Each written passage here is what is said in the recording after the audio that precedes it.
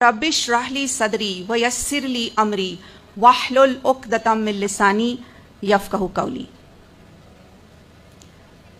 अल्लाह रब्बुल आलमीन का शुक्र और उसका एहसान है कि उसने मुझे यहाँ भेजा आप लोगों के दरमियान। अल्लाह का शुक्र बजा लाने के बाद मैं डॉक्टर निखत हाशमी और अल-नूर एकेडमी की तहे दिल से शुक्रिया अदा करती हूँ कि इन्होंने मुझे मदऊ किया।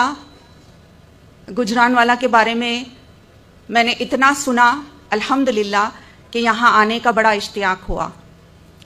अल्लाह रब्बुल आलमीन ने जो कुछ भी आपको दिया है अजीज़ बहनों, अल्लाह करे कि उसमें और ज़्यादा इजाफा हो।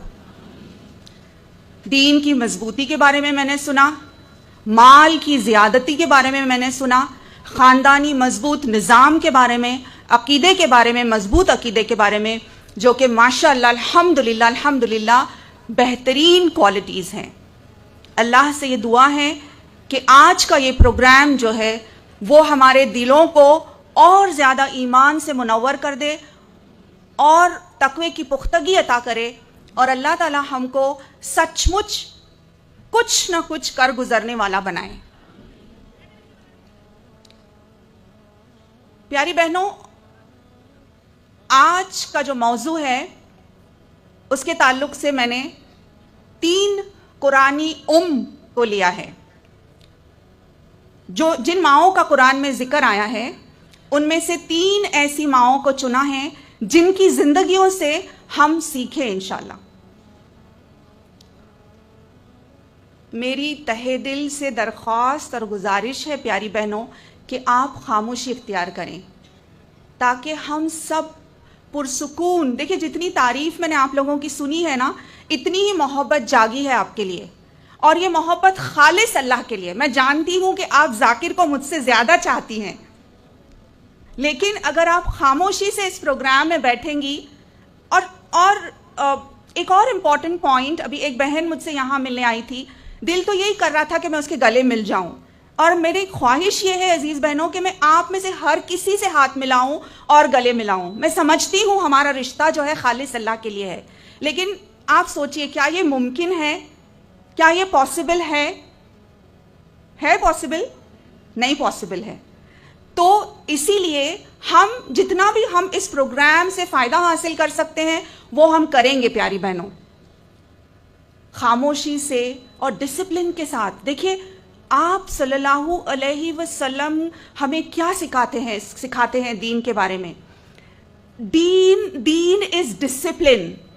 तो आज आप इस बात का सबूत दें कि कितनी डिसिप्लिन्ड है गुजरानवाला की खवातीन। तो मैं आपसे ये कहती हूं कि आई लव यू फॉर अल्लाह। क्या आप मुझसे मोहब्बत रखती हैं? तो हम ये चाहेंगे कि ये प्रोग्राम बिल्कुल डिसिप्लिन्ड अंदाज में हो। देखिए कितने अच्छे अंदाज में पूरा ऑर्गेनाइज किया गया है।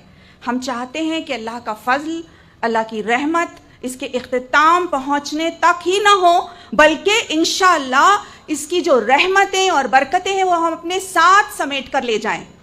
हम अपने अपने घरों में, अपने ख़ानदानों में, अपने बच्चों में, अपनी नस्लों में जो है इसकी रोशनी ले जाएं इंशाअल्लाह।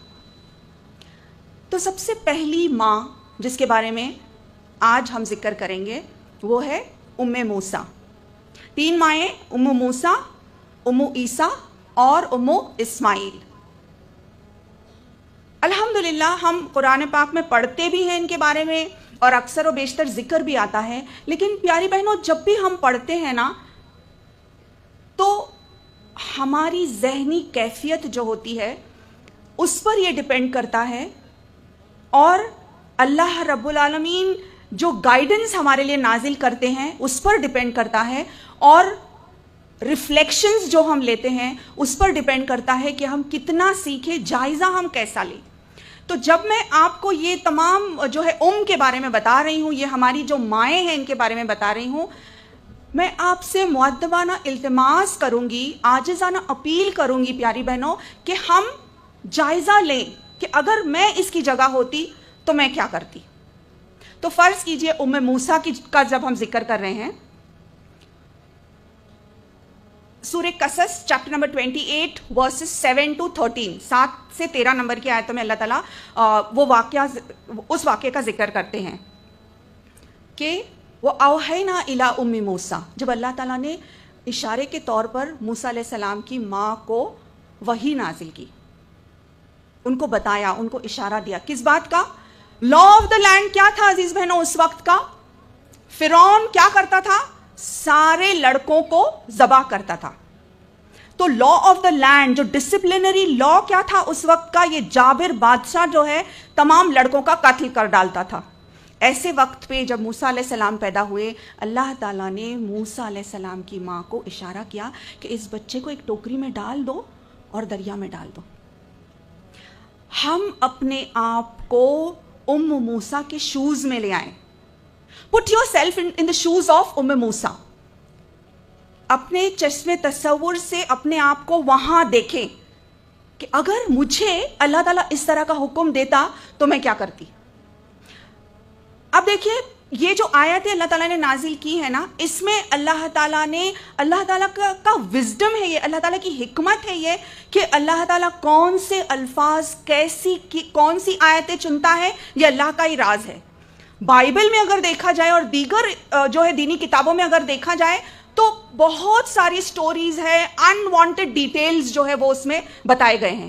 لیکن قرآن میں اللہ تعالیٰ چنتا ہے، یہ آیت نازل کرتا ہے وَأَصْبَحَ فُؤَادُ أُمِّ مُوسَىٰ. اللہ تعالیٰ کیا چوز کر رہا ہے؟